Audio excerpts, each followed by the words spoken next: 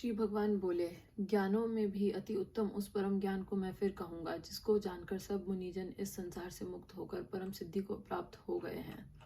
इस ज्ञान को आश्रय करके अर्थात धारण करके मेरे स्वरूप को प्राप्त हुए पुरुष सृष्टि के आदि में पुनः उत्पन्न नहीं होते और प्रलय काल में भी व्याकुल नहीं होते।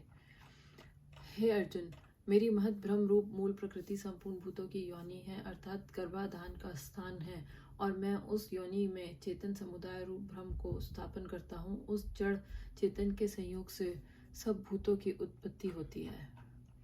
हे अर्जुन, नाना प्रकार की सब योनियों में जितनी मूर्तियां अर्थात शरीरधारी प्राणी उत्पन्न होते हैं, प्रकृति तो उन सबकी गर्भ धारण करने वाली माता है और मैं बीज को स्थापन करने वाला पिता हूँ।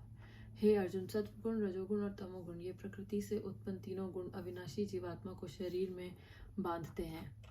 हे निष्पाप, उन तीनों गुणों में सत्वगुण तो निर्मल होने के कारण प्रकाश करने वाला और विकार रहित है। वह सुख के संबंध से और ज्ञान के संबंध से अर्थात उसके अभिमान से बंधता है। हे अर्जुन, राग रूप रजोगुण को कामना और आसक्ति से उत्पन्न जान, वह इस जीवात्मा को कर्मों के और उनके फल के संबंध से बांधता है। हे अर्जुन, सब देहाभिमानियों को मोहित करने वाला तमोगुण को तो अज्ञान से उत्पन्न जान, वह इस जीवात्मा को प्रमाद, आलस्य और निद्रा के द्वारा बांधता है। हे अर्जुन, सत्वगुण सुख में लगाता है और रजोगुण कर्म में तथा तमोगुण तो ज्ञान को ढककर प्रमाद में भी लगाता है। हे अर्जुन, रजोगुण और तमोगुण को दबाकर सत्वगुण, सत्वगुण और तमोगुण को दबाकर रजोगुण, वैसे ही सत्वगुण और रजोगुण को दबाकर तमोगुण उत्पन्न होता है अर्थात बढ़ता है। जिस समय इस देह में तथा अंतःकरण और इंद्रियों में चेतनता और विवेक शक्ति उत्पन्न होती है, उस समय ऐसा जानना चाहिए कि सत्वगुण बड़ा है। हे अर्जुन, रजोगुण के बढ़ने पर लोभ, प्रवृत्ति, स्वार्थ बुद्धि से कर्मों का सकाम भाव से आरंभ, अशांति और विषय भोगों की लालसा, ये सब उत्पन्न होते हैं। हे अर्जुन, तमोगुण के बढ़ने पर अंतःकरण और इंद्रियों में अप्रकाश, कर्तव्य कर्मों में अप्रवृत्ति और प्रमाद अर्थात व्यर्थ चेष्टा और निद्रादि, अंतःकरण की मोहनी वृत्तियां, ये सभी उत्पन्न होते हैं। जब यह मनुष्य सद्गुण की बुद्धि में मनुष्य को मृत्यु को प्राप्त होता है, तब तो उत्तम कर्म करने वालों के निर्मल दिव्य स्वर्ग आदि लोकों को प्राप्त होता है। रजोगुण के बढ़ने पर मृत्यु को प्राप्त होकर कर्मों की आसक्ति वाले मनुष्यों में उत्पन्न होता है तथा तमोगुण के बढ़ने पर मरा हुआ मनुष्य कीट, पशु आदि मूढ़ योनियों में उत्पन्न होता है। श्रेष्ठ कर्म का तो सात्विक अर्थात सुख, ज्ञान और वैराग्य आदि निर्मल फल कहा है। राजस कर्म का फल दुख एवं तामस कर्म का फल अज्ञान कहा है। सत्वगुण के से ज्ञान उत्पन्न होता है और रजोगुण से निसंदेह लोभ तथा तमोगुण से प्रमाद और मोह उत्पन्न होते हैं और अज्ञान भी होता है।